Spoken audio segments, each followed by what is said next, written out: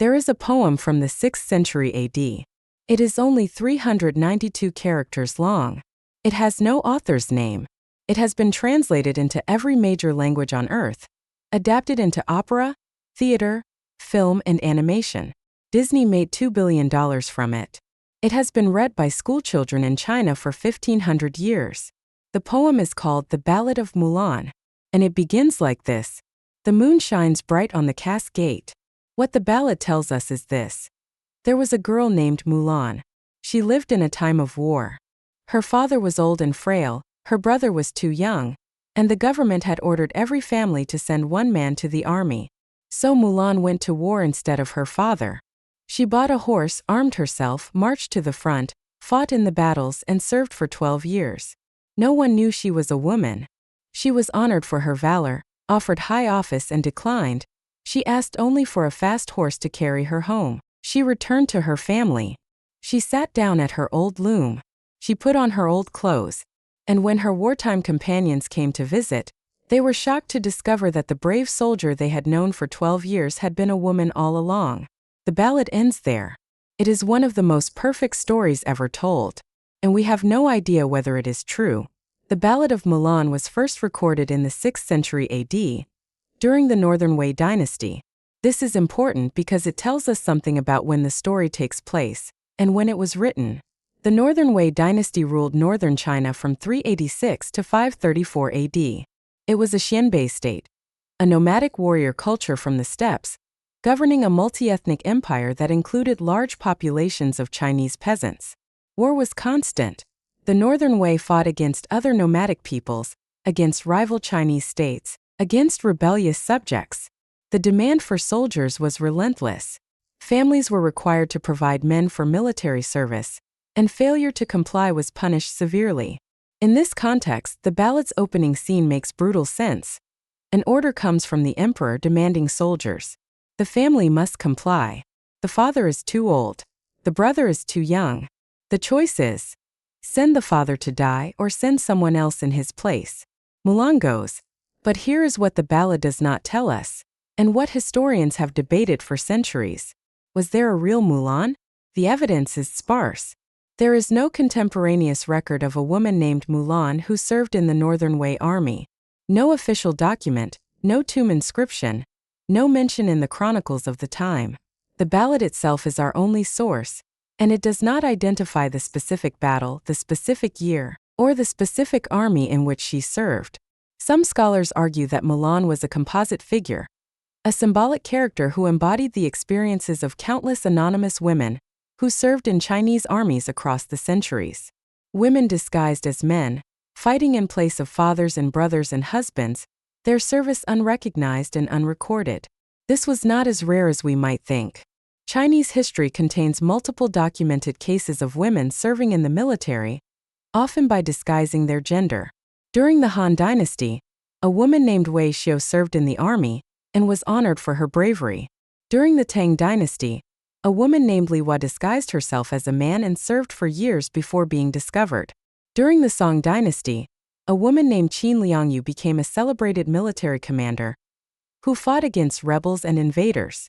And during the Ming Dynasty, the government actually issued explicit orders punishing families who sent women to serve in place of men, which suggests that it was happening often enough to require legislation. The practice had a name, Nu Zhuang, women dressing as men. It appears in the legal codes of multiple dynasties, usually in the context of punishment. The laws assumed that it happened and tried to prevent it, which means that, somewhere in the vast machinery of imperial China, there were women who put on armor, picked up weapons, marched off to war, and did it well enough to avoid detection. How many of them were there? We will never know. The historical record does not count the anonymous. It remembers only the exceptions that could not be ignored. So what do we do with Mulan? This is the question that every retelling of the story must answer. The ballad gives us a legend, not a biography. It offers no proof of its central claim, that a woman served for 12 years without detection. It provides no evidence of battles won, campaigns survived, honors earned. And yet the story endures. For 1500 years, generation after generation of Chinese listeners and readers have found something in this poem that speaks to them.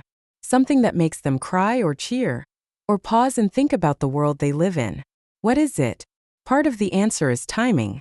The Northern Wei dynasty, when the ballad was written, was a society in crisis. The Xianbei conquerors were struggling to maintain their identity against the Chinese civilization they had absorbed. The empire was tearing itself apart with civil war. Families were being torn apart by military service. Parents were sending sons to die for causes they did not understand. In this context, Mulan's choice carries a specific weight. She does not go to war for glory, or for the emperor, or for abstract principles of loyalty. She goes because her father would die if she does not go. She serves not because she wants to fight, but because her family needs her to fight. And when it is over, she does not stay. She does not use her fame to build power. She goes home. She returns to her old life, her old clothes, her old loom. She has done what needed to be done, and now she is done. This is not a story about heroism. It is a story about necessity. But there is another layer. Mulan's story works across 15 centuries and dozens of retellings, because it says something that every generation needs to hear. In the Northern Wei context, it said, the system is broken and individuals must do what they can to survive. In the Tang Dynasty context, when the ballad was included in the official poetry anthology, it said, loyalty to family can override duty to the state. In the Song Dynasty, facing invasion from the north, it said, resistance is possible, even against overwhelming force. In the Ming and Qing, it said, women are capable of more than society allows them to show. And in the Disney version, made for a global audience in 1998, updated in 2020, it said, be yourself, even when the world demands that you be someone else. Each generation has found in Mulan the story it needed. Each retelling has adjusted the details, shifted the emphasis, emphasized different aspects of the ballad to speak to different concerns. The core plot has remained constant. A woman disguised as a man, serving in a war, returning home, but the meaning has changed with every age. This is what legends do. They are not fixed texts. They are living stories, constantly reborn in the act of being told. Which brings us back to the question, was Mulan real? The honest answer is we do not know. There is no proof. There is only a poem, written by an unknown author at an unknown date, recording a story that may have been history, or may have been fiction, or may have been something in between. A legend that grew around a kernel of truth.